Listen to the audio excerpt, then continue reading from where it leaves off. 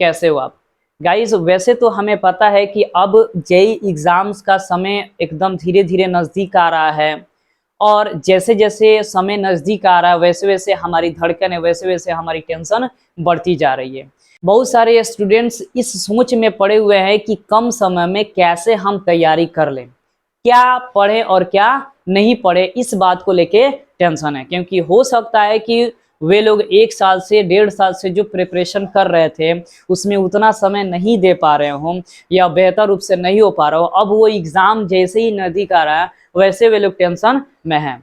तो गाइज इस वीडियो में मैं आपको फिजिक्स से रिलेटेड 10 ऐसे चैप्टर्स का नाम बताने वाला हूं, जिसको अगर आपने सही तरीका से 20 से 25 दिन में कवर कर लिया तो आपके 60 मार्क्स आने तय है।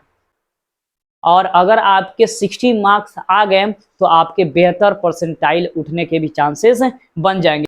तो गाइज इस वीडियो को अंत तक जरूर देखें, और अगर आप चैनल पर नए हैं तो प्लीज़ सब्सक्राइब कर दें, क्योंकि एग्ज़ाम से पहले और एग्ज़ाम के बाद जो भी चीज़ें होने वाली है इससे आपकी हेल्प होती रहेगी। तो गाइज जब सब्सक्राइब जरूर कर दें, और अगर वीडियो आपको अच्छी लगेगी तो लाइक ज़रूर कर दीजिएगा।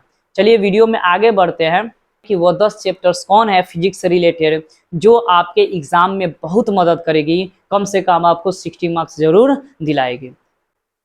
जैसे कि आप स्क्रीन पे देख रहे हैं कि फिजिक्स का जो चैप्टर है unit dimensions, errors and vectors, आप देख सकते हैं कि 2020 से लेकर 2023 तक लगभग इस चैप्टर से 136 क्वेश्चंस पूछे गए हैं। अब सोचिए कि अगर ये चैप्टर अगर बारीकी से आप तैयारी कर लेते हैं, और अगर इसमें से 3 से 4 क्वेश्चंस अगर टैली कर जाएं, अगर क्वेश्चंस आ जाए तो यकीनन आपके अच्छे मार्क्स आने के चांसेस बनते हैं। उसी तरह से काइनेमेटिक्स है, इससे भी 2020 से लेकर 2023 में 116 क्वेश्चन पूछ चुका है। ग्रेविटेशन से आपके 109 क्वेश्चन अब तक पूछ चुका है। केटीजी एंड थर्मोडाइनेमिक्स से आपको 176 क्वेश्चन पूछ चुका है। इलेक्ट्रोस्टैटिक से 112 क्वेश्चन पूछ चुका है। कैपेसिटर से आपको 80 क्वेश्चन पूछ चुका है। करंट इलेक्ट्रिसिटी से आपको 164 क्वेश्चन पूछ चुका है। Moving charges, MEC and magnetism से आपको 140 क्वेश्चन पूछ चुका है। वैसे ही ईएम मूव से आपको 74 क्वेश्चन पूछ चुका है। वैसे ही मॉडर्न फिजिक्स से आपको 227 क्वेश्चन पूछ चुका है।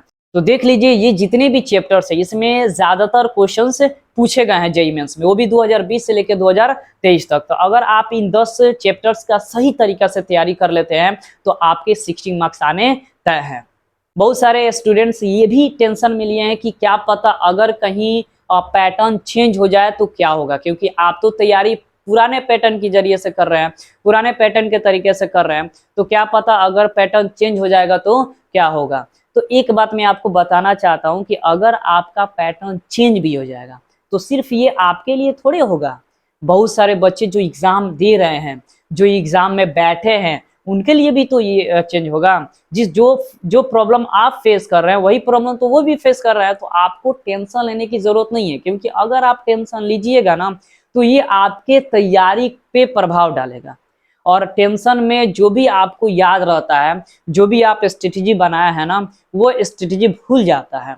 जो भी आपको फार्मूलाज याद होगा वो भी फार्मूलाज आपके क्या हो जाएंगे, भूल जाएंगे। आप अपना एक तरीका बना लीजिए और अपने तरीके से आप पढ़ना स्टार्ट कर दीजिए। लेकिन याद रखिए अब रुकने का, सोने का और झुकने का समय नहीं है। अब आपको सिर्फ अपने गोल पे फोकस करना है, क्योंकि अगर आपने गोल पे फोकस कर लिया और आपका अपने स्ट्रेटेजी के हिसाब से आपने डिसिप्लिन मेंटेन कर लिया तो यकीन मानिए आपके अच्छे परसेंटाइल जरूर आएंगे आएंगे और आएंगे। लेकिन आपको फोकस करना पड़ेगा।